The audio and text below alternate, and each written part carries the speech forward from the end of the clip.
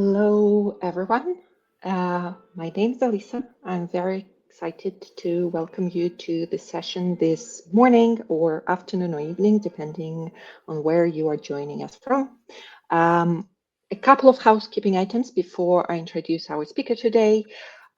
Please use the chat to post your questions to our guest today. We'll have time at the end to answer your questions.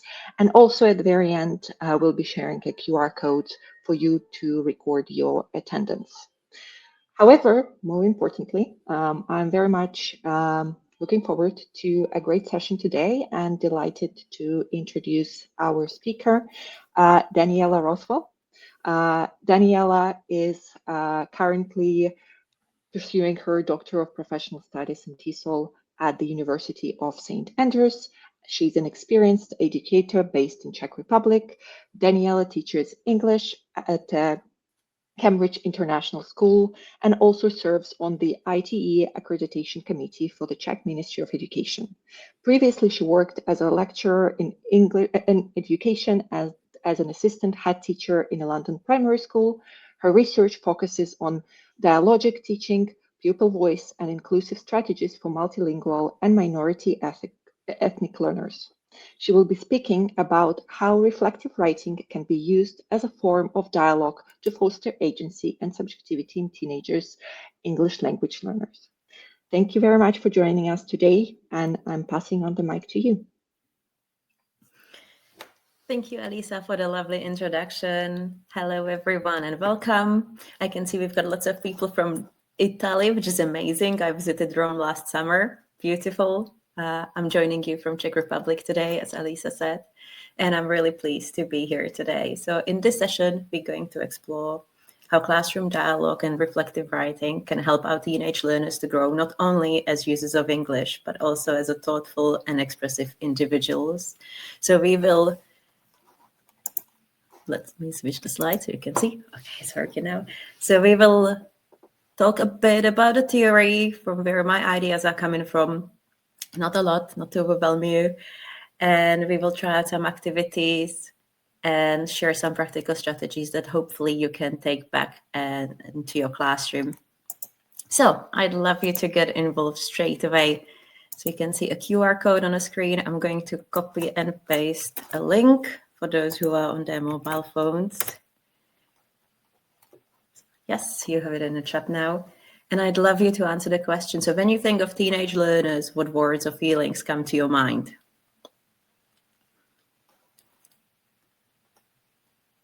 And it would be brilliant, amazing, Elisa. Thank you.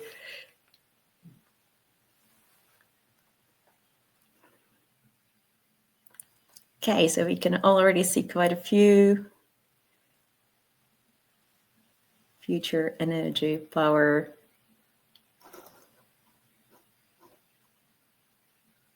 Okay, we've got curiosity in our chat.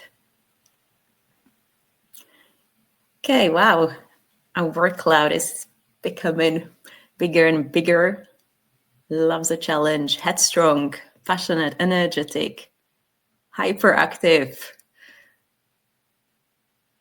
eager, emotional.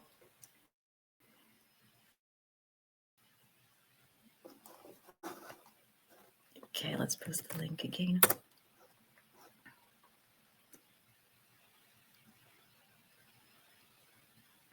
Moody, curious, energetic. Okay, what a mixture. We can see that our teenagers are a very diverse group.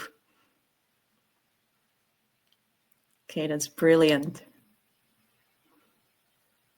Okay, so we have a mixture of very positive attributes and maybe some more challenging ones for teachers to deal with.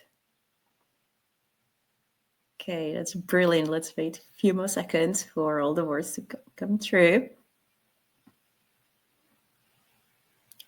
It seems that curiosity, energy are the key words here. Future, impulsive, emotional.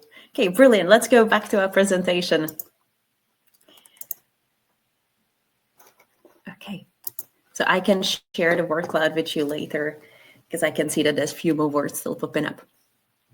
So let's go back to our English teaching. So now we're dealing with teenagers, and as we just discovered, we probably all have very similar experiences in terms of who our teenagers are.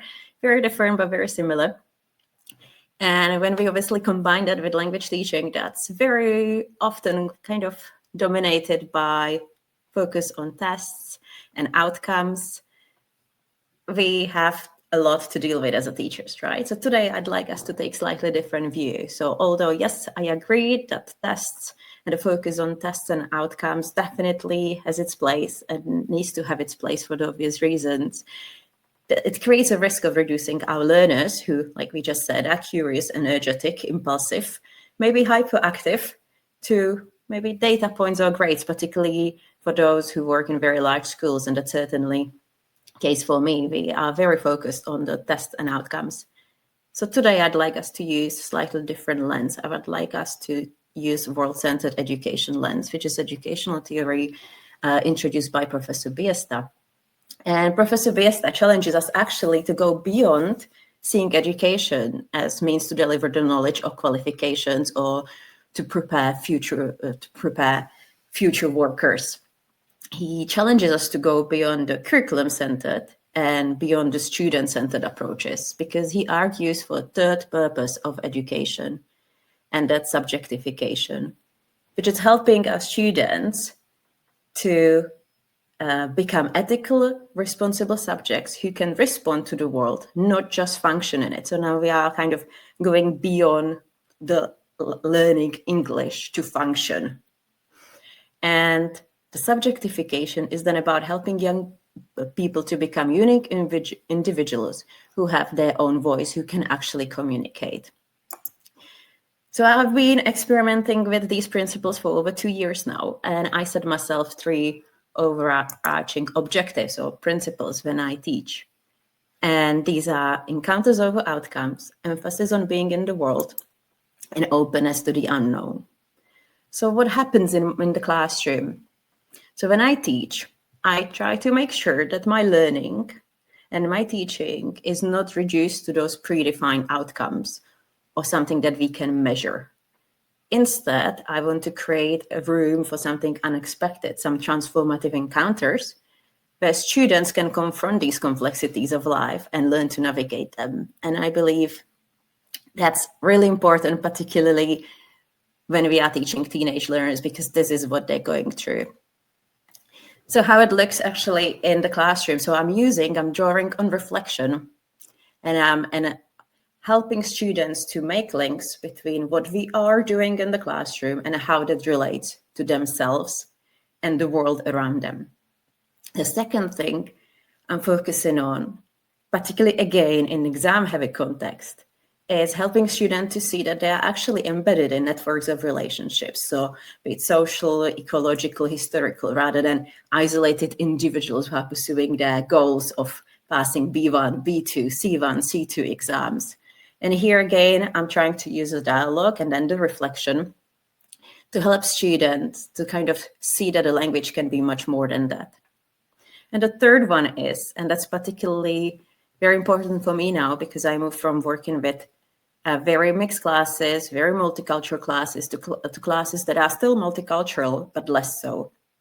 And here I want students to kind of experience the unknown, maybe that's something different, something they have not experienced before, to leave the room for wonder, the surprise, the new possibilities, rather than just consolidating what they know. And by that, I don't mean consolidating grammar and vocabulary. I mean the wider knowledge that goes beyond language teaching. So back to you. I'm going to share the link again. And now you can respond to our mentee by sharing what actually sparks a dialogue in your classrooms if you're working with teenage learners. I'm expecting to see some AI, maybe social media, climate change. We currently have elections. So all those are very popular topics in my classrooms. Okay, and you can see that we already have quite a few there. So future, work, politics, war, relationships. That's a big one in my classroom too. Wars, that's also very frequently debated. Gender.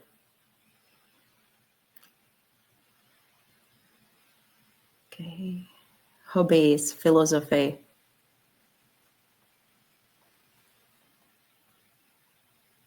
Mental health, art,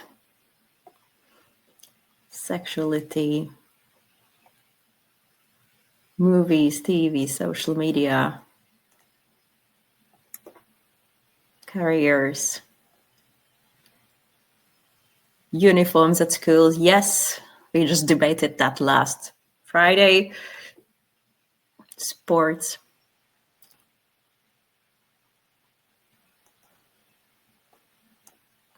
Okay, we have loads and loads of topics actually. They're still coming in. Current news, brilliant.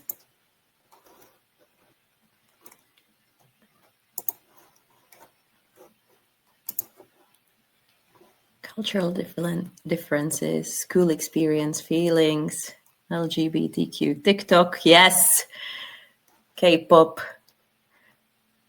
clothes, authority. Okay, let's go back to our presentation. So now we've probably generated enough topics that would last us an entire year or maybe two.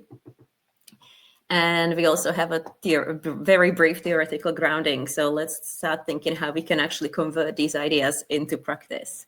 And here I would like to start with idea of dialogic teaching and dialogic pedagogies that goes all the way back to Freire or Bakhtin and further back.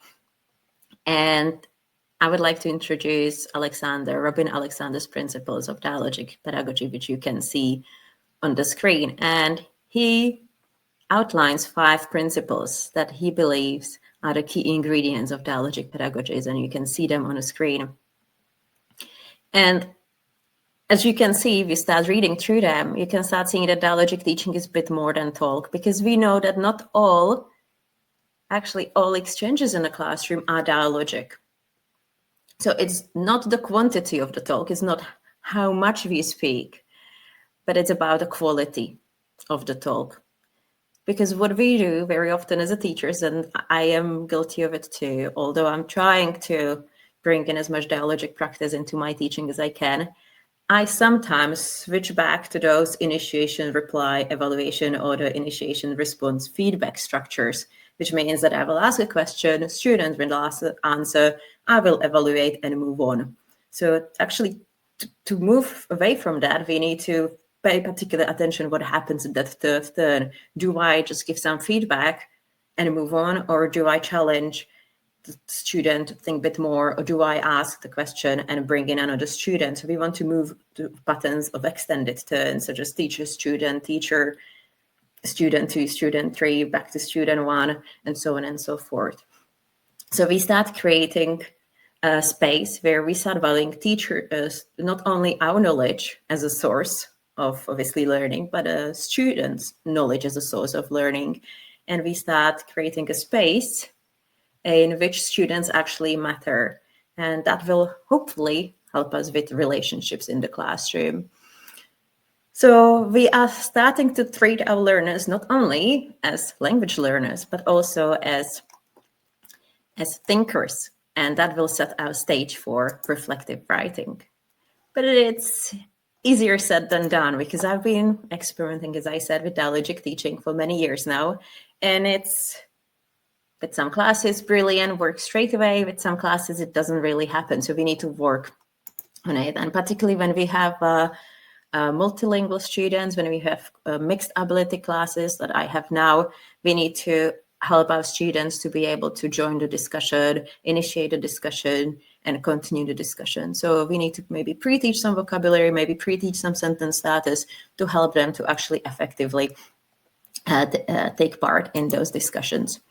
So now we have some sentence starters and scaffolded talk, which is the first ingredient, because we know that writing doesn't begin with a blank page, right? It begins with the voice. And that's a key in my classrooms. But a second thing that is still very important for my students is exploratory talk. And this is something that's maybe not necessarily from a language teaching pedagogies. It's actually came from first language pedagogies. But it's something that I try to use with my students quite a lot, because very often my students feel that they can't speak or they can't contribute because their sentences are not grammatically correct, or maybe because they don't know certain words. So yes, we can use translanguaging strategies and so on and so forth. But I want my students to understand that in English, just exactly like in their first language, the natural speech is full of fillers, hesitations, false starts, is not always grammatically correct because there's a difference between spoken and written registers. And actually, my students find this very freeing. So when we are discussing something, when they're brainstorming ideas, I kind of encourage them to contribute more rather than focus on the grammar, because that sometimes holds them back. But none of this would be possible without good relationships. And this is where I strongly believe the dialogic principles, particularly the first three, come to play, because from research, we know they actually contribute to learning relationships. And if you've never thought this way, if your students are not used to contributing and kind of building on each other's contributions, it's quite hard sometimes to get that going. So it's teachers' job to create an environment that allows students to critically challenge or reflect on their assumptions, on their beliefs, on their learnings. But also the teachers need to create opportunities for students to be involved, but also expectations of becoming involved in these dialogues, which means that the engagement is not a sole responsibility of the student, but it's shared. And yes, we are dealing with all sorts of students. Some students are maybe more silent than others. Maybe some don't feel comfortable contributing to discussions that are whole class discussion, that are kind of whole class or small group. So we need to kind of plan for that, and we need to make sure that maybe we can start with some one-to-ones, small group discussions, that we will value the silent engagement, that maybe some students might be the note takers and then engage in different ways. So it's our role as a students to create this that our role as a teachers to create this space where everyone actually matters. And hopefully, like maybe for those who have been experimenting with these strategies, have realized that it actually improves the relationships, and eventually those who were initially silent are suddenly finding their voice, and that's when you start seeing the magic happen. So why do I believe that? Although I'm drawing on mainly like L1 teaching strategies, why does this matter, or why do I think it matters in my classrooms? It's because it allows students to learn the language by using it, not just by hearing about it or filling some worksheets and doing grammar drills. And yes, that definitely has its place. I'm not saying it doesn't have its place. It does.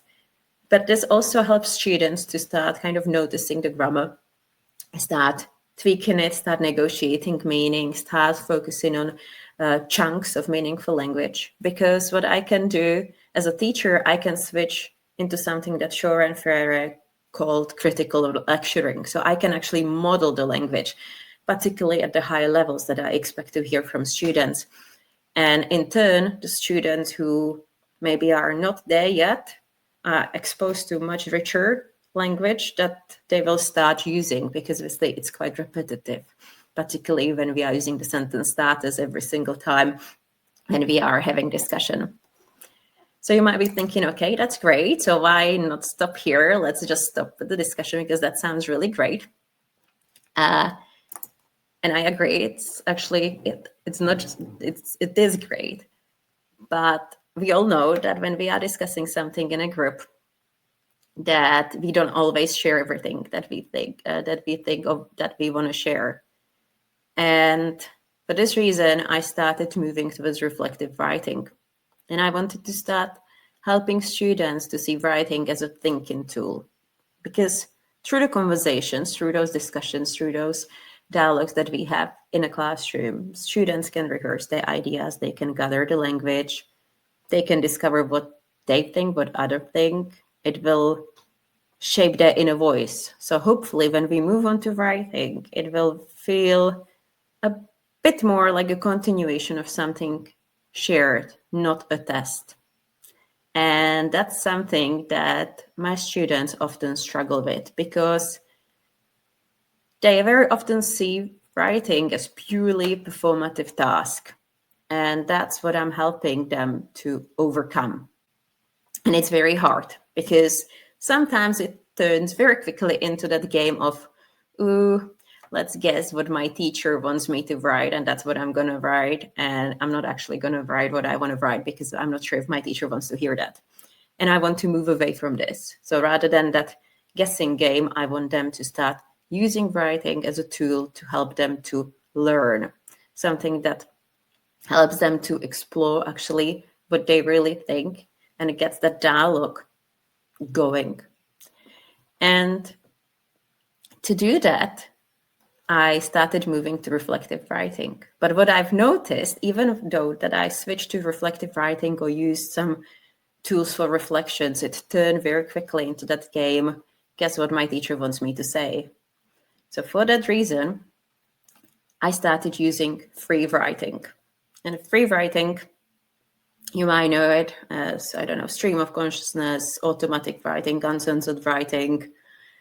It's a writing where we write what we think, what comes to our mind, without really thinking and trying to make our sentences correct. So the grammar doesn't matter, spelling doesn't matter.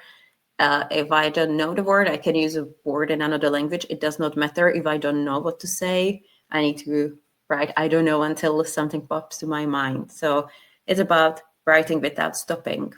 And my students found that very freeing in a way, because writing suddenly cannot be a performance, because it's going to be very messy, and it's part of the free writing, the messiness of it. So there's no perfection. It's not performance. It's not going to be graded. And suddenly the writing becomes a way of exploring thoughts, questioning assumptions, connecting learning to their lives, maybe coming up with a few more questions.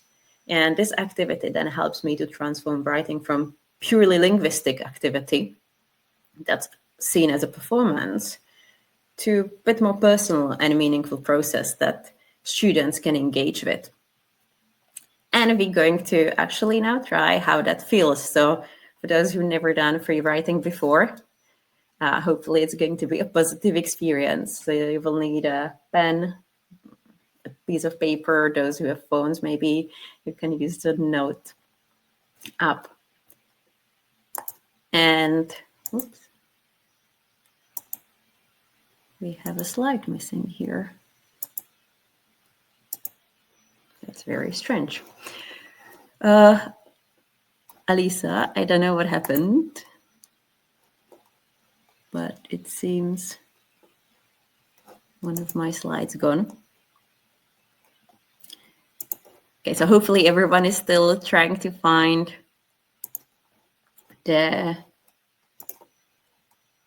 screens. I'm going to share my screen. PDF. Share screen. Sorry, I'm going to give you, I'm gonna sharing screen. Daniela, let me just share a prompt in the chat. I think it might be slightly easier. Okay, I'm going to... Give me 1 second, and if you can maybe start sharing with us what the prompts are, and yes, I'll copy them in the chat. I'm going to actually copy, I can copy and paste the prompt. So I'm going to copy and paste some prompts. You can choose any prompt that you like. Some are actually real prompts I use with students. Some are prompts that are more suitable for teachers. So you can actually choose any prompt there in a chat now. So who decides who I am? Me, my friends, my family, or society? What does it mean to be truly free? Does qualification make someone educated? Or maybe when did I last question my own assumptions, and what did I learn that's more suitable obviously for teachers? When did I last feel truly challenged by the world? And what is knowledge, and how do I know when it matters? So now you've got these topics in the chat, and I want you to pick one. And when I say go, I want you to start writing, and you cannot stop writing for 1 minute. So I'm going to time us. So hopefully everyone's got something to write with now, or you can switch to your notes on your phone. And we're going to start now. So get ready. You cannot stop writing. Okay, go.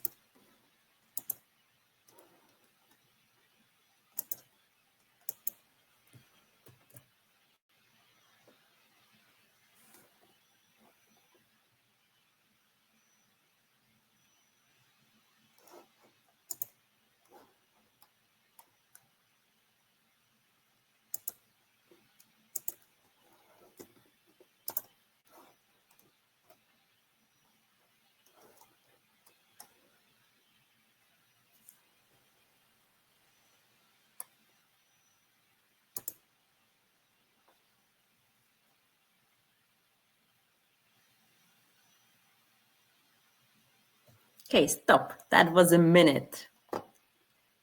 Okay, I would love if you could share how it felt. Just type into a chat how it felt. And if you're feeling very brave, you can share maybe a couple of sentences that or words that you have actually come up with. How did it feel? Did the minute feel too long, too short? How hard was it? Was it very hard to get going and suddenly the idea started coming to you and I said the end? Was it too short?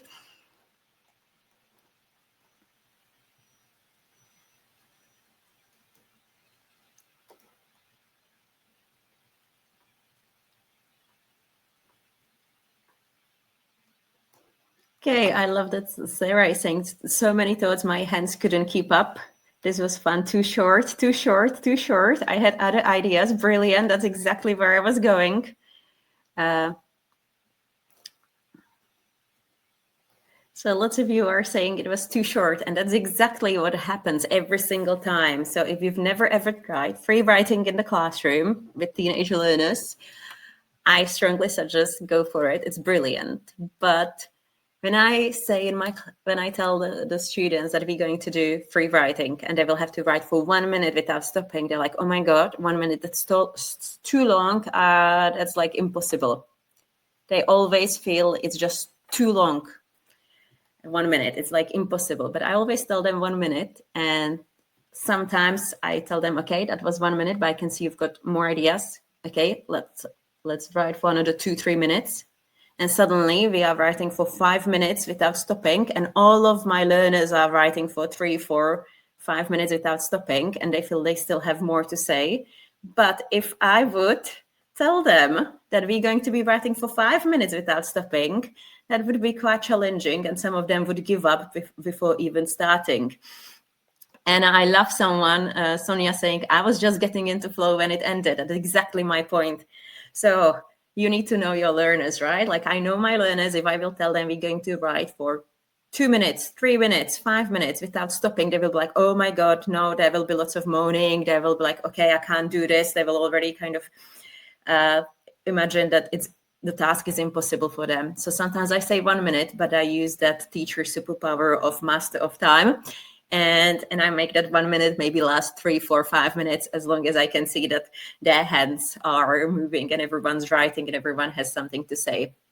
So you obviously have, if you want to try it, you can either say 1 minute and then extend that 1 minute, or stop the 1 minute and then give them a bit more time, just to get them used to that idea that actually writing can be fun and it can be used as something to help us to explore our thoughts. And Helen is saying that this would be B1 up. I've actually tried this. I've actually tried that because I've worked with mixed ability classes. So I have a group of A2 to C1 level of students, and then I've got a group of students who are way more advanced, and then I've got students who are kind of A1, the top higher end of A1 to lower end of B1. It works even with students who are at, I would say, A2 level, particularly when we allow them to use translanguaging, so use some words in their first language.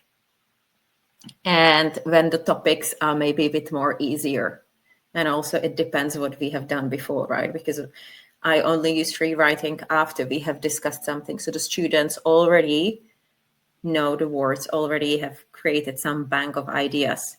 And I love that some Sarah's again saying, oh, I thought a whole minute that's gonna feel much harder and longer. And that's exactly what my students usually think. Like when I say, okay, gonna write for 1 minute, and this is the first time we're doing it, like, oh my God, this is impossible. But it's not. And they actually can write for 5 minutes or even 10 minutes.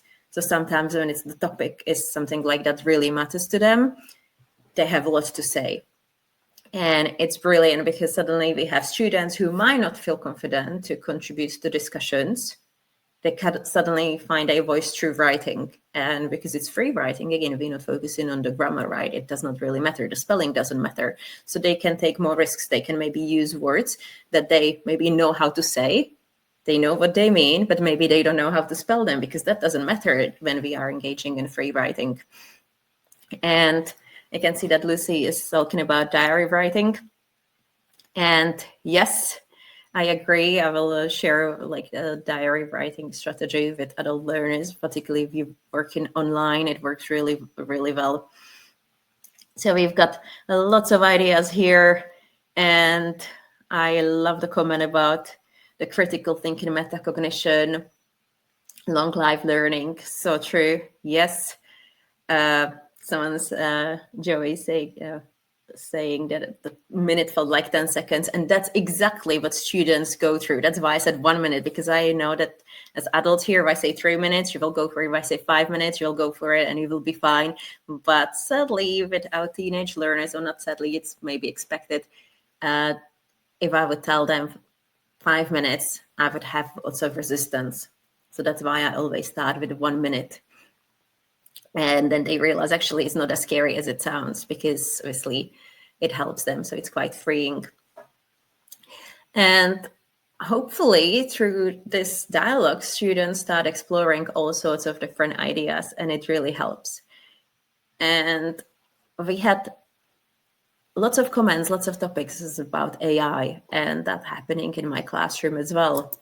And interestingly, when I set homework or created some assignments that students could do outside of class, they would very often use AI, even though they shouldn't have. And I'm sure that I'm not the only teacher who's going through this. But when we started using free writing, some students who did not like writing that much, they actually started liking writing a bit more. And they used free writing outside English classrooms, which I found very surprising, because they were like, oh, I had this homework for this subject and I didn't know what to actually do. So I just used the free writing to help me to brainstorm the ideas. And then I didn't have to rely on AI. And actually, it was much easier for me to present my project because I actually made it. Yes, I did use AI to make it look a bit better, but actually I did the thinking first. And that's but it was really wonderful for me to see as a teacher, because at the end of the year, last year, I asked one group to prepare speeches, because we were learning about all sorts of things, how to make speeches powerful, and they had to write their own speech. So we generated ideas through free writing. And then I said, okay, so you need to prepare your speech. And they know me. And I did not specify that they are not allowed to use AI. And one student put his hand up and said, so can we use AI? I said, like, sure, but you will have to memorize the speech and deliver the speech in front of the classroom. And I left it there. And it was really interesting, because I was expecting that actually few more students would go to AI to help them to generate a speech. But it was only one student who used AI, and everyone else wrote their speeches, which really helped. because then they became very confident and they didn't see writing as something scary, something very complex, because they suddenly had strategies that could help them get going. So when we are starting with reflective writing or any type of reflective activities, I'd say start small. It can feel very overwhelming. So that's why free writing is quite effective. It could be a very short, simple task, 2 to 5 minutes, free write, closing question, sentence starter, something that can spark the deep thinking without really taking over a lesson.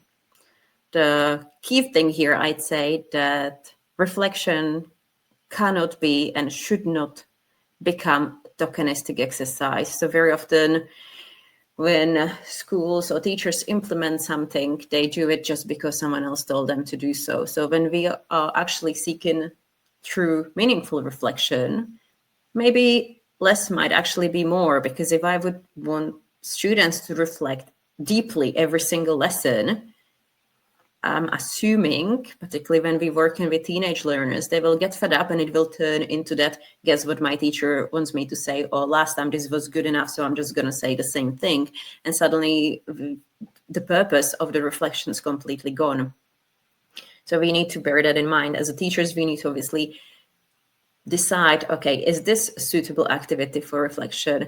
Am I going to do reflections at the end of my units? Or maybe now we read this article, this is actually really good, students had lots of ideas, can we do a bit of free write, and maybe next lesson we're going to turn that free write into a bit more formal reflection, where I'm going to give students some sentence starters and prompts, so all of the students can contribute, including those who are working at lower levels, because I'm going to give them maybe half sentences.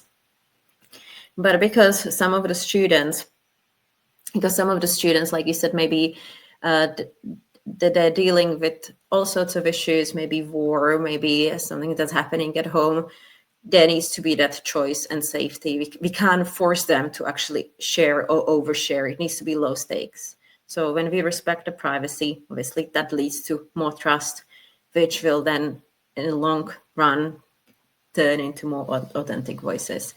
And yes, as a teacher, there's constantly a kind of certain demands, right? A curriculum, we have to cover certain things. There are exams to prepare for. So we can use the reflective tasks to something that matters to students and link it to exam teams. Because what will start suddenly happening, the students will start taking certain ownership of the tasks, because suddenly they will see how the tasks actually relate to them and relate to what matters.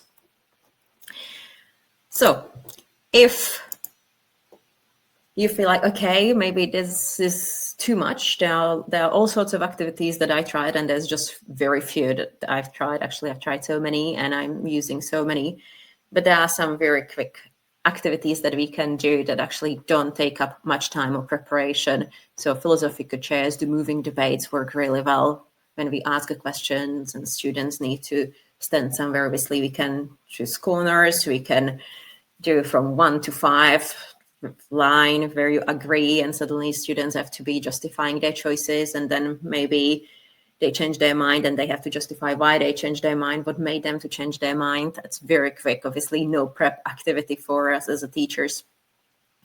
If you feel like, okay, my students don't really have a great relationship, so we don't know each other really well, or I don't know my students really well because it's a new group, we just started a new school year, so you might not have seen your students that many times. Something like identity maps are brilliant. You might have heard of book rivers and music rivers, or music maps. This is basically exactly the same activity where students actually write about themselves and how they feel, which can then link to follow-up discussion, either in like pair, small group, or whole group discussion. If you're already using exit tickets, you can mix it up and maybe ask some reflective questions there that do not maybe relate to learning objective, maybe using present perfect in our sentences, but maybe something that relates to the text we just read, and how will that then link to what students do as a result? Maybe that made them think about something else apart from the present perfect. And what works really well, and it was already mentioned, the journals. And I've used dialogue journals with all the learners, particularly with my online learners, where a student either writes something or responds to a prompt I have given to them, and then I obviously kind of respond to what they said. So it's like private conversation. The key here is that these are not corrected. So at least students actually feel free to share rather than, oh my God, if I say this, it's not going to be perfect. And suddenly we are again moving to writing as performance rather than something that can help us to think. So some key ideas before we finish. I'd like to return to the key ideas that the education is actually not only about teaching certain skills or preparing students for exams, that English lessons can be also a space where young people find their voice, where they reflect on who they are, engage with the world around them. And when we combine dialogic teaching with the reflective writing, hopefully we can give our teenage learners some tools to help them to become more thoughtful, more confident, more engaged individuals. So it helps them to develop their self-awareness, agency. It helps them to engage with global issues. And because they're actually thinking, suddenly they start processing the language at much deeper levels. So for me as a teacher, it means that I'm going to be shifting towards reflective dialogue in my classes, but also I will be integrating some global learning or global citizenship education into my lessons, because suddenly it starts all overlapping. And I think that's all where I need to stop here, so we have some time for questions. Exactly. Thank you very much, Daniela. It was very, very interesting to listen to you today, and thanks for everyone for participating in the chat. We do have a couple of questions, and we have a few minutes left. First question that we've got from Hayden is AI supportive in the case of reflective writing, I assume, because it can make students' writing smoother and they can learn some new words and grammar structures. Any thoughts on that? Okay, that's really brilliant question, because I mentioned AI, and actually I allowed my students to use AI for different purposes, particularly when it can actually speed up certain tasks so we can focus on something that matters more. But when we do, like at least in my classroom, when we do reflective writing, I do not allow my students to use AI, because I don't want them to start seeing that reflective writing as a performative task.